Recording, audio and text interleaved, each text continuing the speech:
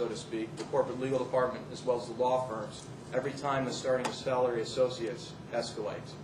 You know, you hear cheers from the law schools, but at the same time we're seeing the corporate general counsel cringe because they know and suspect that the bulk of that cost will be passed on to them, and they want to make sure they're getting their money's worth. The other area, so one of our initial objectives is, okay, let's get those associates help get them up to speed as quickly as possible. What's one of the ways to do that? That's to leverage the firm's expertise. One of the challenges our clients had was, how do we find that expertise? I'm sure you've heard stories out there of the broadcast emails. I'm sure a lot of you experienced them. But a common scenario in a law firm is, does anybody know who the expert is, or who can help us with an immigration case? I was speaking with a managing partner of a law firm yesterday, and he turned out, you know, he was the person who was in charge of the immigration group. So, and some poor associate sent out that, not knowing the managing partner was. So, a little embarrassing. But, you know, a couple things with identifying the firm expertise is, you know, the law firms in a marketing mode are going out there and creating CLE content. They're creating newsletters. But what happens to all that? All of that is valuable training type information that can help the associates get up to speed faster. There's a lot, you know, to use a cliche, there's gold in those fiddles. So these are our main objectives. Let's increase the efficiency. Help the firm identify their expertise. Who is that immigration expert? Let's help with the education and training. You know, a lot of the firms have formal programs out there, but there's good information out there that can help with ad hoc training. And then obviously we're leveraging the firm's work product so they don't have to reinvent the wheel. Okay, any questions about that? Pretty obvious stuff. What is Total Search? We learned a valuable lesson when we first rolled out Total Search. Back when we first rolled it out in January 15th, 2004, in that time frame, we rolled it out as a knowledge management tool. Quite candidly, that was a mistake. One, knowledge management is such an amorphous concept and nobody can nail it down. It means a different thing to different people. So to try and come out with a knowledge management tool is a challenge because you're trying to basically, you know, create a product which is individual and unique to each environment, because that's what knowledge management is. We talk about knowledge management in Europe, obviously. It's a lot different than knowledge management here, based on the cultures, based on the environments within the firm, and the willingness to share information. So what is LexisNexis Total Search? Well, it's not a knowledge management tool. What it is, it's an enhancement, very simply. It's an enhancement of the firm's internal work product, which allows the associate attorneys to search LexisNexis and the firm's internal work product in the same familiar user interface that they're used to with LexisNexis, but at the same time, we're applying the validity of Shepards to that and cross-referencing or cross-indexing other work product within the firm that contain the same search terms. Okay? Any questions at this point in time? All right. Okay. Why was it developed? We talked a little bit about that in the beginning. But keep in mind, what is our core competency? What is LexisNexis' core competency? We are a content aggregator. One, because we are a content aggregator, for a long time we were in discussions with our clients. How do you help us aggregate and utilize our content? We tried it about 10 years ago with LexisNexis private databases. Is anybody familiar with those? What we would do is take a couple of the, for example, Baker & McKenzie came to us and we helped them build a private database. General Motors came to us and we helped them develop a private database. And what we would do is take their information, we would fabricate it, we'd host it with our information, and they would have unique access to that. Well, we ran into a couple problems with that. As you can imagine, corporate legal departments as well as law firms were very reticent to give up their data, their information. The second was the fabrication. At that time, fabrication was cost prohibitive, so it became a bit of a challenge. The other reason, a little bit more history is in talking to our clients, a lot of our clients, document management systems are great tools. They do some great things as far as security, version control, but what firms are struggling with is searching the document management systems, whether it be because of the profiling, whether it be of the speed of the system. So that's one of the reasons, that's another one of the reasons that led to development of Total Search. Okay, any questions at this time? This is one of my favorite slides. All right, setting the stage scenario. Your typical research product, first-year associate as an example. They, excuse me for 1 second, have been asked, or summer associate, they have been asked by a senior partner to go out there and find that proverbial needle in the haystack. Everybody has faced that. Senior partner has been in the practice for a long time and thinks that there's a case out there dealing with this specific issue. I know it's out there, but don't spend a lot of time on it. So the poor summer associate, fall associate, thinks their job is on the line, searching for this issue, that there probably isn't a good answer to it. So what's the current methodology to go do that? Well, there's the old sneaker net, which was always one of my favorite ways. Does everybody know what I mean by sneaker net? Let me explain. When I needed this, when I or one of my colleagues needed to find some work product, we'd go from office to office to office asking if anybody had done it. Has anybody done a motion for summary judgment based on this particular subject? Based on statute of limitations? Based on collateral estoppel? Anybody got it? So I'd go from office to office to office asking for that type of information. It was a heck of a lot of fun because you're socializing for at least 5-10 minutes with everybody. And oftentimes it was effective because somebody had it. Somebody had something to help you out. But it wasn't efficient because I would wind up trying to figure out how much of my time was spent socializing, how much of my time was spent that would be billable. And even though I tried to nail it down and tried to be conservative in my estimate, senior partner would still cut it. All right. The other way that we see a lot of is the broadcast emails. All right. Who's got information on this? And the other way is going around looking through old files, data banks, brief banks, doing online researches such as with LexisNexis, such as the internet. So typically using those methodologies, the sneaker net, the broadcast email, searching current systems, the document management system, again, effective because you find the end result, but not efficient. So that's one of the issues we wanted to address. Okay? Here's how we address it. LexisNexis Total Search allows you to search LexisNexis as well as the firm's internal documents. So you're pulling forth that information rather than going from office to office to office or the broadcast email.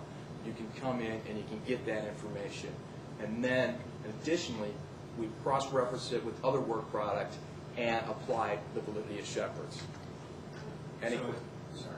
Go ahead, please. So the law firm would then have to give Lexis permission to access their network to look at all this material? No, the way the process works is we essentially what we're doing is we're linking up to their document management system, determining what documents we want, grabbing a copy of those documents, putting them on a server at the law firm, and applying our search engine, indexing those documents. So when a search takes place, you're searching Lexis, but you're also searching the firms, hitting that that database that we set up, which contains copies of the firm's internal documents. So who does Lexis work with at the firm to decide which of those documents are going to be searched and which aren't? Depends on the firm. It really does. I mean, not to be vague or anything like that, but yeah, typically, it could be anybody from. We are working with the firm to determine that. As we call the vetting process. There's a couple different ways to tackle that.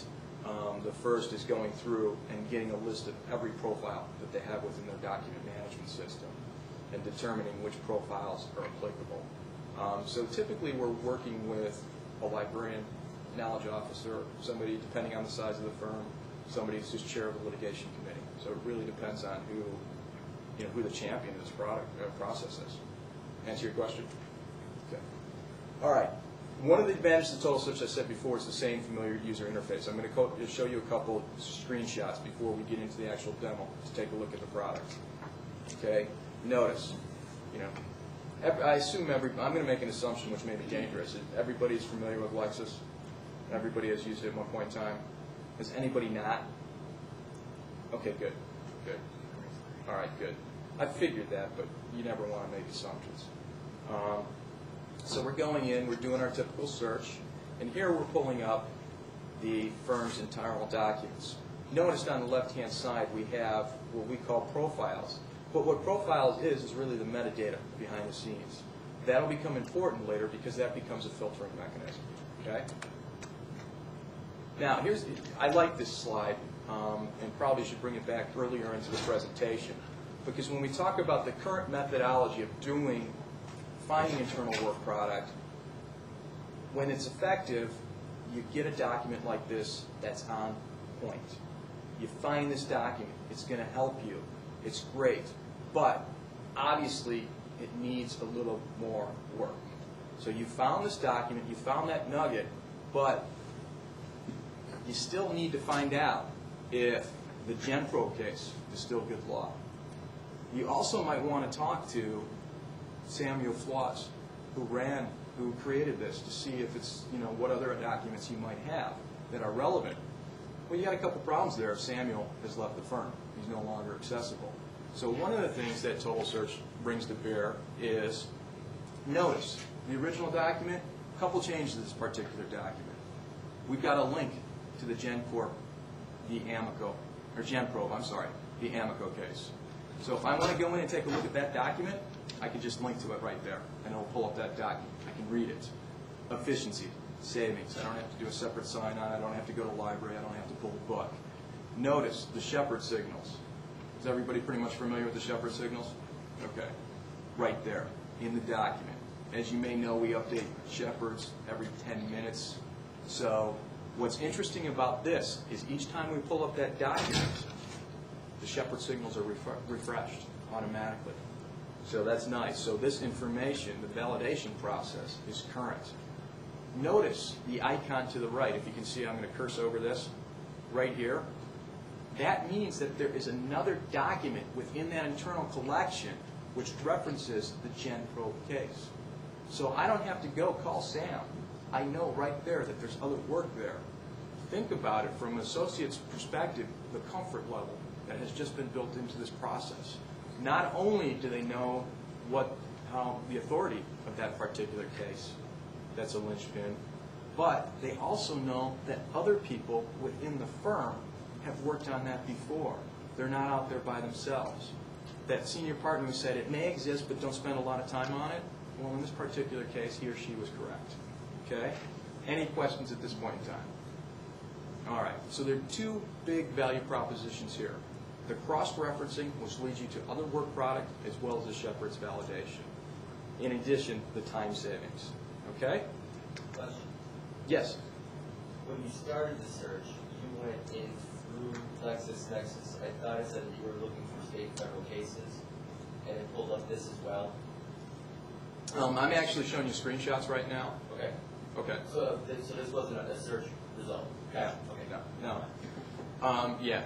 But to answer your question, you can look at state and federal cases, and what it's going to do is you have a choice of whether you can search the internal document repository by itself, as we call. And we do have some law firms out there where it's mandated that the associates, before they do any type of research, go in and search that internal document repository by itself. Because the initial search of that internal document repository doesn't cost anything. The Shepards are applied at no charge. There is a charge when they link out to the particular case, and that depends on the firm contract, and we can get into details, but for your knowledge, most of that stuff is built into a flat rate that the firms have. Yes? Well, finish answering your question. Yeah. We'll see it later, right? We got a tennis match. What happens when they're searching these internal documents, and for example, some of the documents for cases, which were, let's say, it was a total dog in the case, they totally lost the case. The partner's like, I don't want anybody ever looking at these documents again or trying to use these as examples. What sort of control does the firm have over what documents will be included in here after you initially started linking to it? Because the Shepard is great for cases, but what way do the associates have of knowing whether an internal document they're looking at is one that the firm is proud of and wants you to emulate versus a document that you should never use? I think there's a couple ways. You can always pull the document out of the collection. That would be a manual process. But that begs the larger question of This is not meant to be a best practices, because the partner may think that that particular document was a dog, and this is where we get into some real interesting philosophical discussions, because the partner may very well think that that document is a dog, but you definitely want the associate to know that that document is a dog. So I'm kind of, it can be pulled out manually. The ultimate question is that the right thing to do? But within total search, you do have that flexibility. Correct. Correct. I mean, I know in some firms that certain documents would only be visible to, you could set it to private or public, so I assume that would be one way to control it too. And you would here only be searching the public documents. Exactly. Exactly. What happens in that particular situation, if the firm has an ethical wall set up, say there's an internal HR situation or an ethical wall for a particular client, what we are doing is adopting the security that's set up in the document management system. And the document management systems are very good about setting up that type of security. So we link the LexisNexis ID that they're utilizing to their document management system ID. So a first-year associate is not going to see that suit where the senior partner is being sued for harassment. Okay. Any additional questions? Okay. This is just a slide which, basically reminds me that I should have pointed all this stuff out to you, and which is good, because one thing that we wanted to point out is pinpoint sites right here. We will take you to that exact section within the document or within the case if a pinpoint site is referenced. Okay? Other internal work product, news and business. We do have a lot of firms that take relevant articles in news and business, but more importantly, reports from expert witnesses, CVs of expert witnesses, the depositions of expert witnesses, so those can be reutilized. There's a lot of, as you can imagine, you look at an asbestos case, you look at a silicosis case, these same experts are coming over again and again and again. So corporations are building databases about those individuals as well as law firms. The associates might not know that that particular expert even exists because this is first exposure they've had to that situation, and here it's all captured within the firm's internal work product, and they can get up to speed on that particular issue as quickly as possible.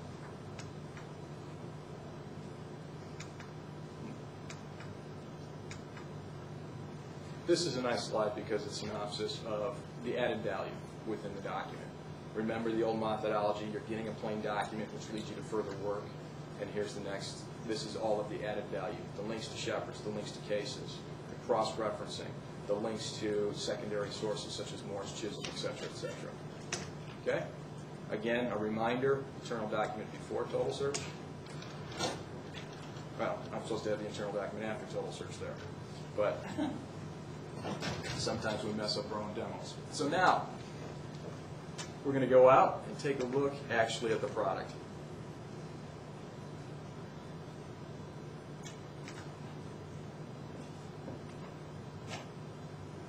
Okay. Now, I've already signed on. I can do it again if you want, but just to save time, I've already signed on. Notice the key difference here is I can search my firm's internal documents right here. This is your LexisNexis interface. I can search it at the same time. I can search it separately. So what I'm going to do is do a search in federal and state cases combined. Okay, let me set the stage for you. Typical discovery situation. You send out a request for discovery, and every one of your answers is responded back. We're not going to answer that because it's overbroad and unduly burdensome. Happens a lot. So we need to reduce some research on that particular document or that particular issue. But as you can imagine, with an issue like that, it's happened a lot before.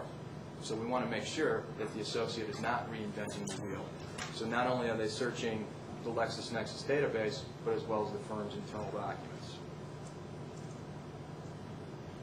And I've got them written down here so I spell it all correctly. Is that automatic every time you search both? I'm sorry? Is that automatic every time you search both internal and the database you've chosen? By default it is, but you can choose to set it up otherwise, so you can just search LexisNexis and you can just search the database.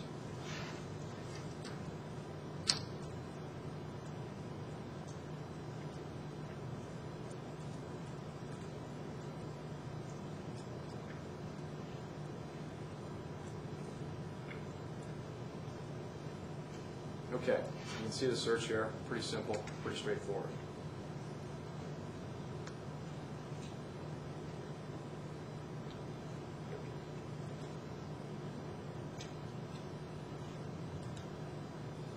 Okay, the first thing that we get is the answers within the LexisNexis database.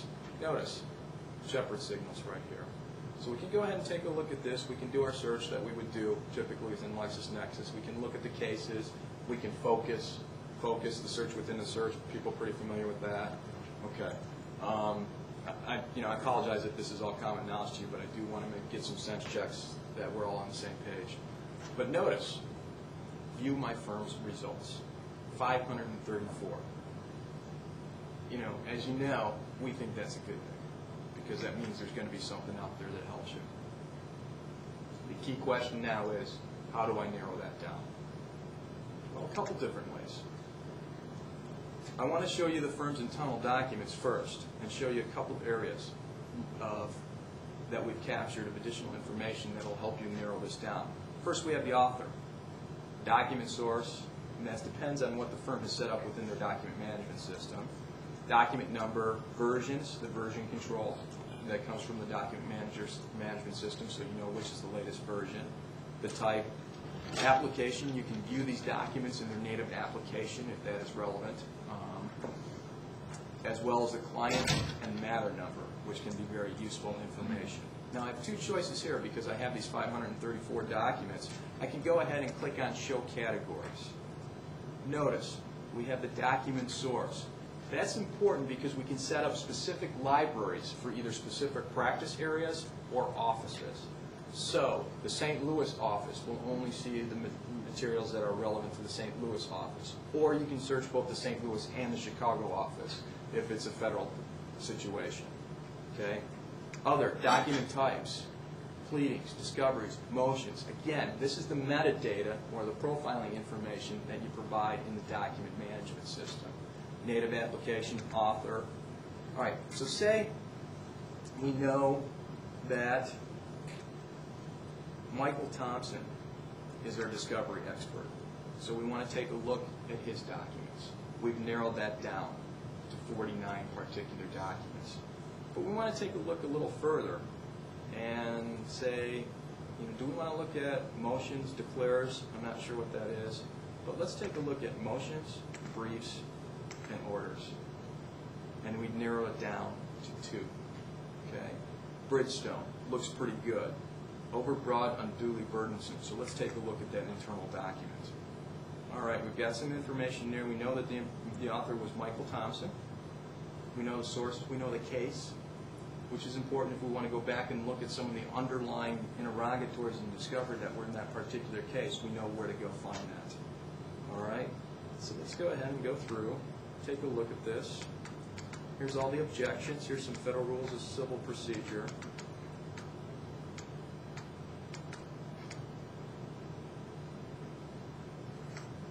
Okay, let's back up a second. Whoops. That didn't have any links in it, so that was a bad example.